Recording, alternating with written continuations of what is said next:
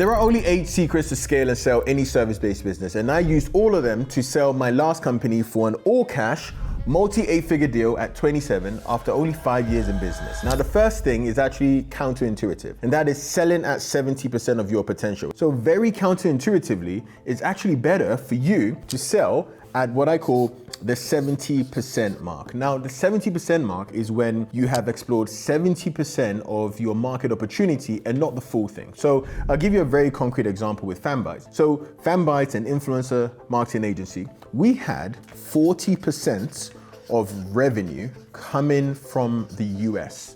And bear in mind, we're doing like multi-8 figures in revenue. And here's the crazy thing. We had so many people saying, well, go to the US, open up an office, do all these things. And I just kept saying, no. And the reason why I kept saying no is because I realized that if I could just have this as a story, I could say, hey guys, we've only maximized 70% of our growth. If I go to a buyer and say we have 40% of our revenue is coming from the US, and if you buy us, what you can do is fully explore that opportunity. Then what the buyer then thinks is, wow, if I can buy this business, let's even say for 30 million and 40% of their revenue is coming from the US and I have an office in the US, then that 30 million, I can turn it to 60 million in no time at all. And so that is the rationale that buyers are actually making. So for you and your business, just be very aware that you probably don't want to maximize the full opportunity. What you want to do is think, where can I get to which shows that I've really got some traction in my industry, in my sector, and then how can I then tell that future story of growth to potential partner? Now, the second thing is, again, another counterintuitive thing. A big decision that we made was that we didn't raise VC money. So I'll make this very concrete. So let's say you have a business here, right?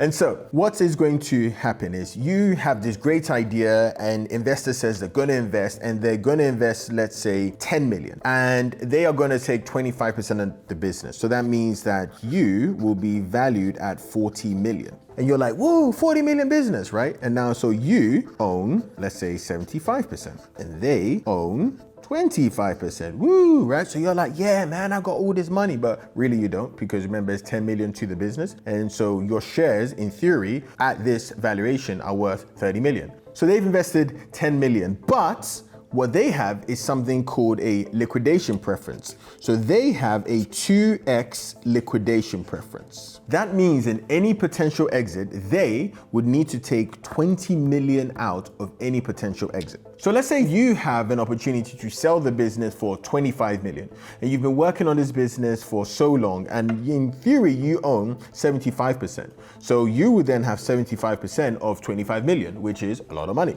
But here's what happens. Because you raised from venture capital and because they have a 2x liquidation preference, that means of that 25 million, they have to take the first 20 million because they invested 10 at 2. So they take the first 20 million, which therefore means that you are now left with 5 million. Now you might then say, great, I now have 5 million. No. Because remember that they took 25% initially, so they also get 25% of this 5 million. And so what is that, 1.25? So you effectively now have taken 3.75 million from what initially would have been 75% of 25 million. This is what happens to so many founders. They raise venture capital, they talk about the big headlines, they talk about the big valuations, but then eventually what happens is they end up being so screwed up by liquidation preferences that they don't end up making money. Now, the third thing is productizing and focusing on a niche. Now, I know you've heard this before, but like until you really do it and internalize, you would not appreciate just the insane value that you get from focusing on a niche. So when I started Fanbytes, I was like, we are going to focus on a Gen Z audience. Gen Z audience. We had people who wanted to target moms and dads. And I said, bro, we don't do that. We just do Gen Z audience. And this is very powerful because it does two things simultaneously. One, it makes you defensible because there's just less competitors. There weren't that many competitors trying to do Gen Z influencer marketing. There were a lot who were trying to do influencer marketing, but actually there weren't that many who were directly doing Gen Z. And that meant we really stood out. But the second thing and the most important thing is that it gave us a premium positioning. When we were going through a process to sell our company, all the buyers said that one of the reasons they really wanted us was because we who really understood Gen Z,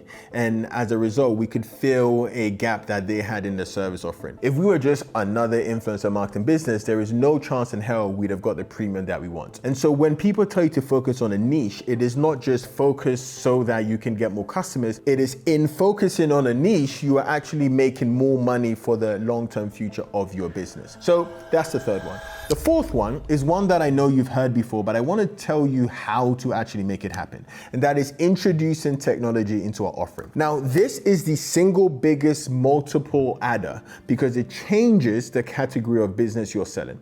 So let's say like a pure services business, right?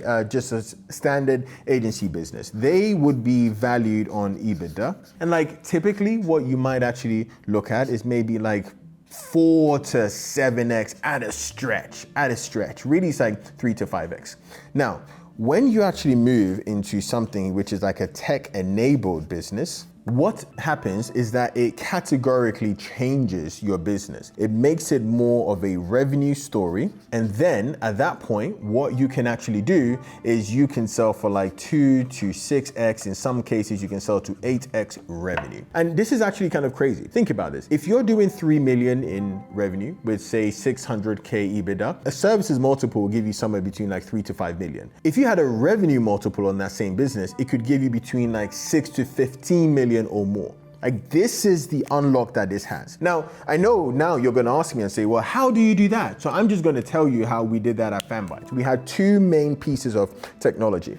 The first one was our influencer data analytics tool. So what it could do was that it could like scrape social media, it could paint their engagement rates, it could tell you their metrics, their conversion rates, all that good stuff. The second one, which I think is more applicable to everyone, is we created our own workflow system. And so it was a platform where brands could upload their brief, they could upload creators, they could approve creator content, and they could see in real-time data. Now, the number one reason why this enabled us to tell a technology story was because it actually helped us to scale without adding more people. It meant that we didn't need to add on campaign execs and more of those people. Because to get to our size, like 80 people, multi-8 figures in revenue, to get to that particular size, you would probably need double the people. So we had a very obvious way in which technology was enabling us to scale. I see so many founders where what they want to do is just be like, we have a software platform, but the software platform doesn't do anything. It doesn't help them to scale. It doesn't add any efficiency. So you want to make sure that you actually have some kind of a technology offering which helps to actually reduce costs, not just we have software for software's sake, right? Now, on to the next one. The next one is one very close to my heart, and that is moving to richer customers. But moving to richer customers, what it does is that it improves your unit economics and it demonstrates that actually what you have can be accessed by a more premium customer. And another thing is like, higher value customers mean you just have higher margins, you improve your EBITDA, and you also have something which is so important that I'm gonna write it out here in massive text, and that is quality of revenue. So, this is so important that I'm going to spend some time on this. When you run any sort of service-based agency and you want to eventually sell your business at some point, what's going to happen is people are going to do either a quality of revenue report or a quality of earnings report. And that is going to say something like, you said you made 5 million this year, but who did it come from? What were the type of customers? Were they big customers? Were they really small customers? Were they customers who only spent once? Were they customers who spent 10 times? Number 6 as to why we're able to sell for, again, an all cash deal 5 years after running the business is because we built a senior management team. I have seen some crazy horror stories. So for example, a few years ago, I was helping this PR agency sell, and what eventually happened was that they had an offer, but the offer was 40% of what the market rate was. And the reason why was because the founder, Sarah, was actually heavily involved in the business. And eventually she just decided she wasn't going to sell. We know it's important to have a management team, but how do you actually go about doing it? One of the things that I absolutely love as a framework to say who to hire, it's this. It is find the second in the first. So So this is a framework I love, which is effectively how you should hire. If you're in an industry, what you want to do is you want to write out who are the first people in your category, who are company number 1, 2, and 3 in terms of growth or team size or revenue. And then what you go and do is that you find the person who is second in command in their particular business. And then you go to them and say, how would you like to actually lead in my company? Because that person has taken all the insights, all the history, all the expertise of how to do something, and they are bringing it over to your particular business. And one of the things that's very important is get comfortable with spending a lot for good people. I remember in Fanbytes, the first time we paid someone like 90 grand a year, I was like, oh my God, that's even more than how much I pay myself. And I had to get really comfortable with the fact that someone being paid 90 grand, if they were good, will disproportionately bring way more value than someone who I'll be like fighting for scraps and saying, oh, can we pay them 60 grand or so? Okay, so then now we go on to number 7. Number 7 is something I call create an LTV ladder. An LTV ladder is basically a very predictable way for you to get one customer to just continuously keep spending with you over time and increasing the LTV. And here is the reason why.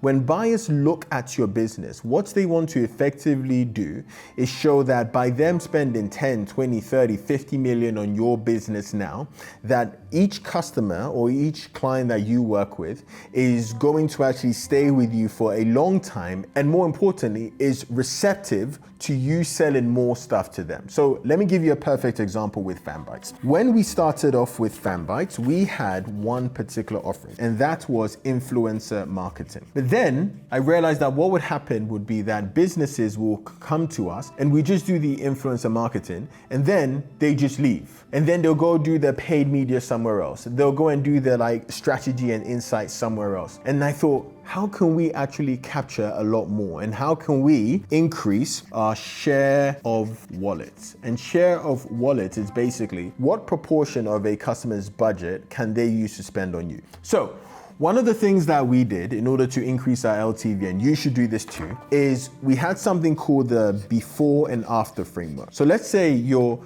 customer is here, they engage with you here. One of the questions is, what do they do before they engage with you?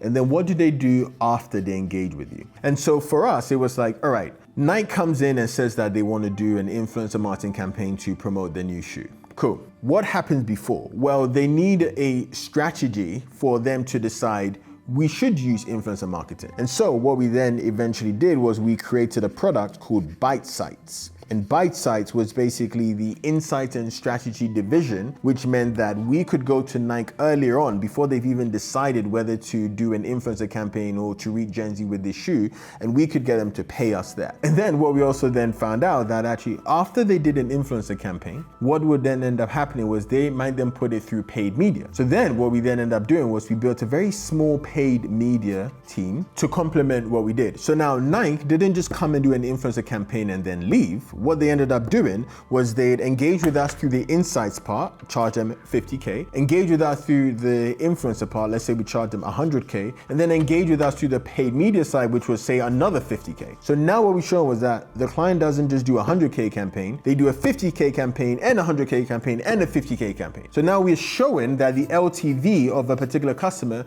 is actually high, and we're demonstrating that they will buy more stuff. Because then when buyers like Brain Labs, the guys who bought us, they went, hang on, Nike trusts you enough that they'll do insights, they'll do influencers, they'll do paid media, then why wouldn't they also do SEO? Why wouldn't they also do content? Why wouldn't they also do social media management? Why wouldn't they also do like Google search? Because you have built the trust of them. So make sure that you've created an LTV ladder in your business, because that is going to demonstrably make you more money when you then sell your business. So then the final thing, number 8, and this is the most important one, is creating buyer narrative. When you are wanting to sell your business, what is happening, especially if you sell to a strategic or even private equity, what is happening is that they are forming a thesis about why your business makes sense for them to buy. And that is what we call narratives. Now, typically, what is happening is that they are forming their own narrative, but you can influence their narrative as well. You can basically sell them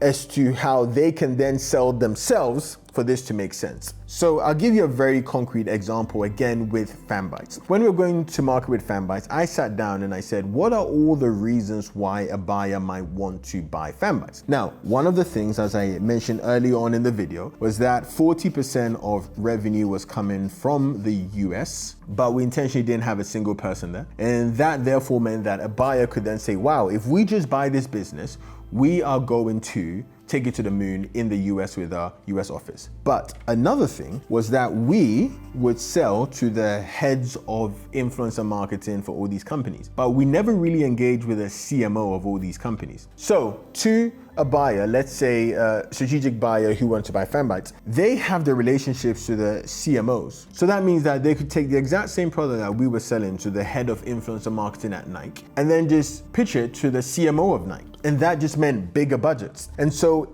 in our sales process, I was very big on that. I was very big on saying, hey guys, we only access the heads of, you can take the exact same thing, put it at the CMO level, and you also just make more money. And then the final thing was that we knew that paid media would be a very important part of the business, but we didn't actually really invest in it. We only had a small division. And the reason why was because I knew that potentially a buyer who might buy us would have a big performance marketing division. And therefore the story I could tell was, if you take our organic and then you place it with your performance, you are then going to make way more money.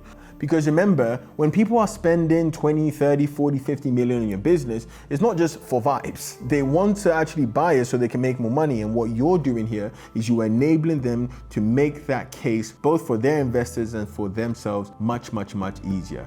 This is how you build a narrative, and this is how you build a sellable business for you. And if you need help building a business that's actually sellable, go and click on the link in the description. I actually created something called Seller Secrets. I asked 20 of my friends who sold their companies how much they sold for, what was their revenue, what was their profit, why they think they sold. It's basically like getting a cheat code into seeing how other people did it so you can just do it yourself. All right, peace.